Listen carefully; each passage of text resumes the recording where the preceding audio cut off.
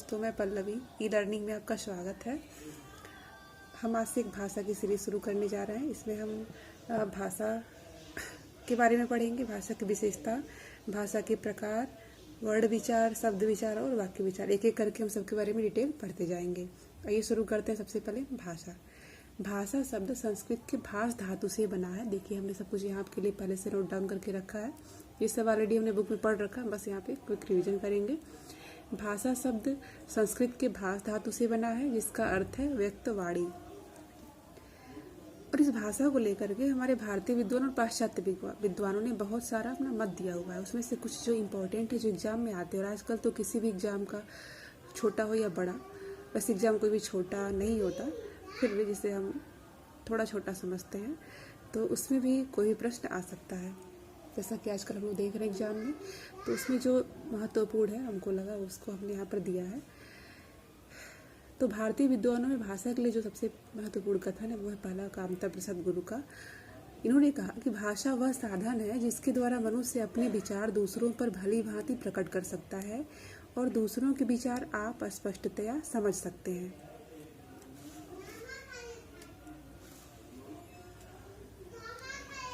एक बार फिर से देखते हैं कि भाषा वह साधन है जिसके द्वारा मनुष्य अपने विचार दूसरों पर भली भांति प्रकट कर सकता है और दूसरों के विचार आप स्पष्टतया समझ सकते हैं।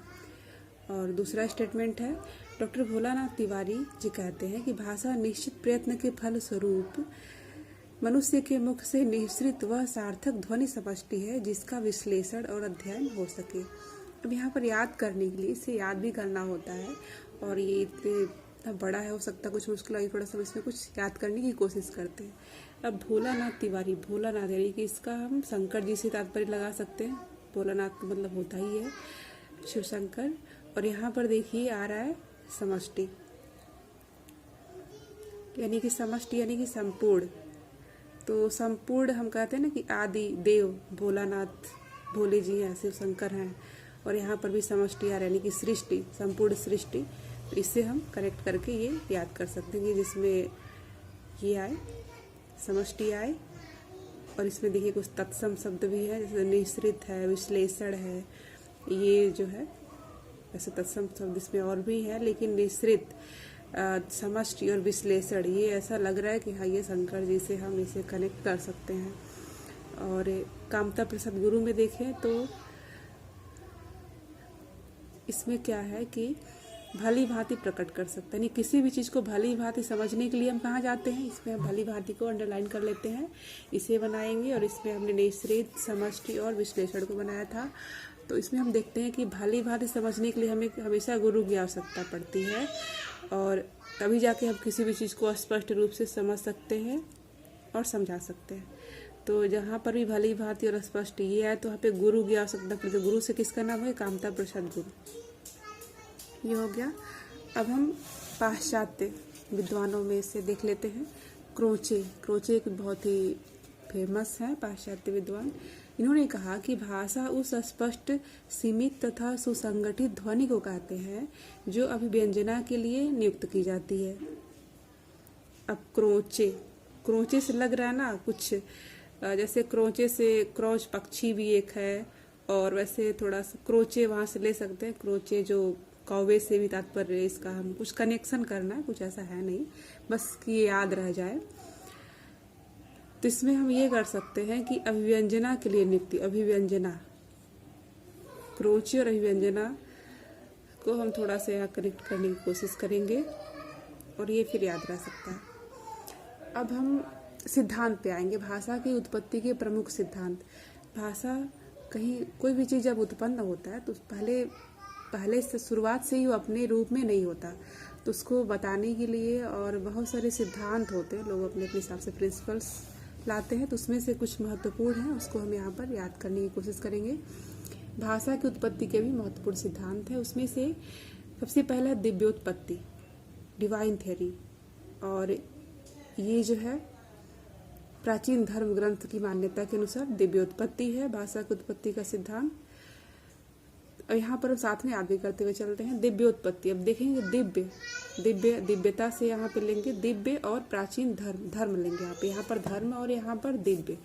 तो हमेशा धर्म में ही हम दिव्यता की बात करते हैं, अलौकिक चीज की बात हमेशा धर्म के ही नाम पे करते हैं, धर्म में ही होती है। संकेत, एग्रीमेंट थ्योरी, रूसो। अब यहाँ पर इसे याद करने के लिए जो दूसरा थ्योरी है वो है, दूसरा सिद्धांत है संकेत। संकेत जो है रूसो, इस सिद्धांत के प्रणेता है रूसो। अब हम देखते रूसो से हम ले सकते हैं रूठना, यानी जब भी कोई रूठा होता है तो अक्सर हम इशारे में बात करते हैं कि वो मान जाए। बस ये याद करने के लिए है, थोड़ा सा ध्यान देंगे फिर याद रहेगा। यानी जब भी कोई रूठा होता है तो हम क्या करते हैं, संकेत करते हैं। संकेत पहले तो इशारे में बात करते हैं, और या किसी की तरफ देखे और तुरंत वो घूर के देखता है, मुझे पता चल जाता है कि वो इंसान नाराज है, एक तरह से वो संकेत ही कर रहा होता है। तीसरा है रणन, डिंग डोंग थ्योरी, और इसके हैं प्लेटो, हेज एवं मैक्स मुलर। अब यहाँ पे रणन में कुछ युद्ध जैसा, रण का मतलब युद्ध, ऐसा कुछ आ रहा है। तो फिर इसमें क्या होता है कि रणन, जैसे रणन थ्योरी आया तो इसमें प्लेटो, अक्सर लड़ाई किसके लिए होती है, प्लेट के लिए, कि मुझे बड़ा प्लेट चाहिए। और मैक्स, यहाँ पे मैक्स ले लेंगे तो मैक्सिमम के लिए भी वो लड़ाई होती है कि मुझे मैक्सिमम चाहिए, ज़्यादा चाहिए, और मुझे मैक्सिमम प्लेट चाहिए। यहाँ से इससे याद कर सकते हैं। चौथा इंगित, यानी कि किसी चीज़ को मतलब इंगित करना, चिन्हित करना, गेस्टर थ्योरी, डॉक्टर राय।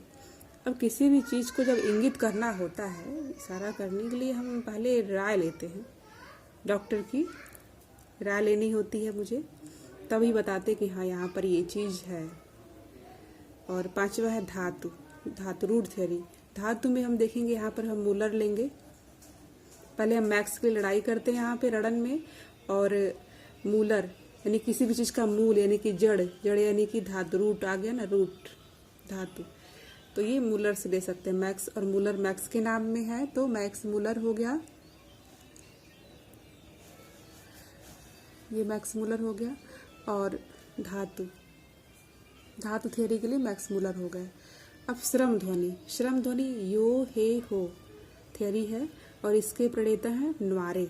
अब हम यहाँ पर देखेंगे कि जब भी कोई श्रम करता है, बहुत ही कोई श्रम करता है, तो हम उसके ऊपर बोलते हैं कि मतलब श्रम को देख करके हम वारे वारे जाते हैं। जैसे कि बाहुबली में वो बहुत ही ज़्यादा श्रम करके अपना जो बाहुबली बना होता है, तो हम उसको देख के क्या वारे वारे जाते हैं। तो जो भी है बस याद करने के लिए, और कुछ नहीं। संपर्क थ्योरी है, कॉन्टेक्ट थ्योरी, और ये होता है जी रेवेज को यहाँ पे हम रेंज से ले लेंगे। और अक्सर जो है संपर्क करने के लिए एक रेंज की आवश्यकता होती है। संपर्क यानी कांटेक्ट करते हैं तो वो चीज़ रेंज में होना जरूरी होता है, तभी कांटेक्ट हो पाता है। और आठवां है समन्वय थ्योरी में क्या होता है, हेनरी स्वीट। अब यहाँ पर देखेंगे कि समन्वय, कभी भी दो लोगों में या किसी भी चीज़ का समन्वय कराना होता है तो हम वहाँ पे सबसे पहले क्या करते हैं, स्वीट मिठाई लेकर के आते हैं और एक दूसरे को खिला करके हम फिर समन्वय सामंजस्य स्थापित कर लेते हैं। तो स्वीट से ही समन्वय हो पाता है, और कोई नाराजगी हो तो भी वो खत्म